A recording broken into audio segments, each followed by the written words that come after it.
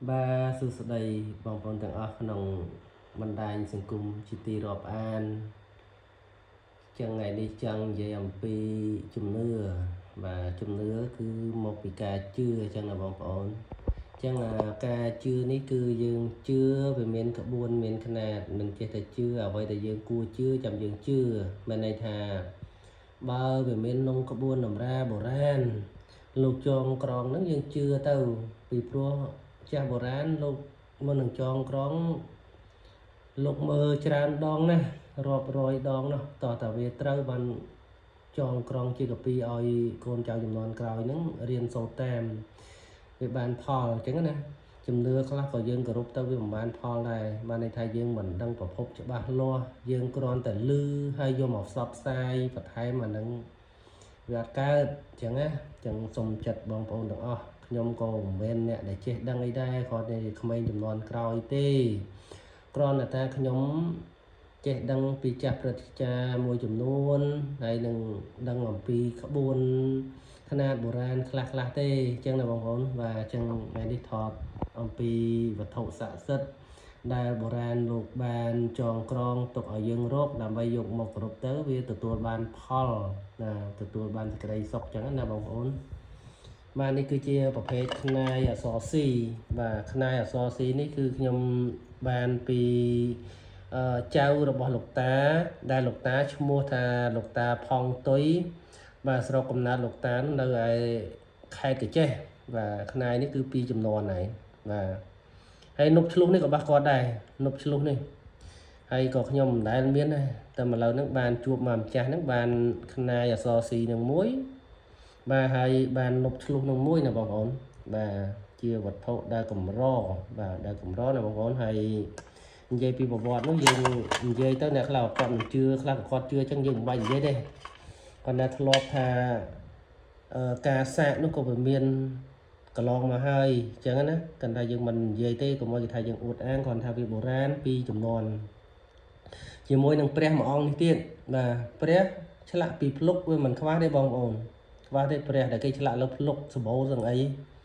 ក្រៅស្រុកនាំចូលមិនថឹកតែបើសិនជាភ្លុករបស់ខ្មែរហើយចម្លាក់បុរាណបែបនេះប្រហែលជាក្របាទហើយខ្ញុំក៏ទៅបានជាលើកទី1ដែរដែលបាននៃព្រះអង្គនេះគឺសាងអំពីចែដំរីញីបាទហើយបុរាណសឹកចង់អស់ហើយសឹកមុខចង់អស់ហើយបាទចាស់បុរាណក៏អត់ស្រោបទេក៏ដាក់ក្នុងថង់ក្រហមអញ្ចឹងណានេះសាងជាព្រះអង្គ4ទិសបាទជាព្រះអង្គ4ទិស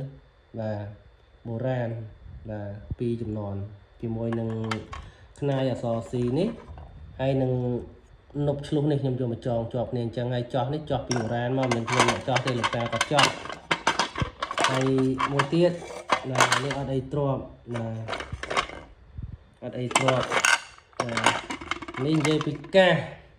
នេះកាសកបីបាទបងប្អូនខ្លះក៏គាត់ដឹងថាកាសកបីនឹងមានប្រយោជន៍យ៉ាងណាអ្នកខ្លះក៏គាត់អត់ដឹងដែរ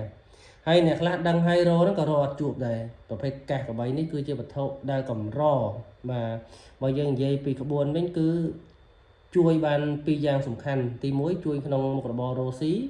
ឲ្យមានផលចំណេញហ្នឹងទ្វេដងហើយទី2នេះជួយក្នុងការជួយឲ្យយើង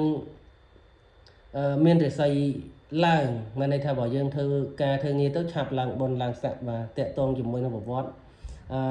ដែលចូលមាសបាទចឹងបងប្អូនទៅមើលក្នុងវីដេអូរបស់លោកគ្រូជ័យភូមិនិយាយអំពីជំនឿលើកាសក្របីទៅដឹងហើយខ្ញុំមិនបកស្រាយទៀតទេដោយសារលោកគ្រូក៏បានបកស្រាយច្បាស់ហើយហើយដូនតាយើងក៏ប្រាប់ថានេះគឺជាខ្នាយកាច់ចឹងឲ្យតែខ្នាយកាច់គឺមានអានុភាពខ្លាំងទេថាចែកកាច់ខ្នាយតាន់នោះបាទចឹងគឺអានុភាពខ្លាំងបាទចឹងយើងបាច់បកស្រាយទេលោកគ្រូអ្នកគ្រូភាគច្រើនក៏បកស្រាយអស់ហើយរឿងខ្នាយកាច់ហ្នឹងអានុភាពខ្នាយកាច់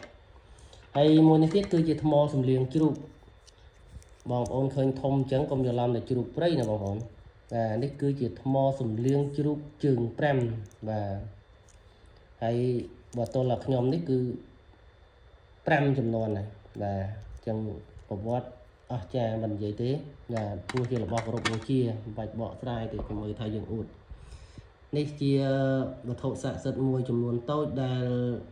បុរាណលោកបានចងក្រងក្នុងគម្ពីរឲ្យយើងស្វែងរកបាទហើយខ្ញុំរកបានបន្តិចបន្តួចនេះហើយនៅមានច្រើនទៀតបាទនៅមានច្រើនទៀតដែលយើង មិនទាន់ជួបបាទហើយក៏ខ្ញុំបង្ហាញតែប៉ុណ្ណឹងទេចំណែកផ្សេងទៀតនោះមិនបានបង្ហាញទេអញ្ចឹងក៏សូមអរគុណសូមជម្រាបលា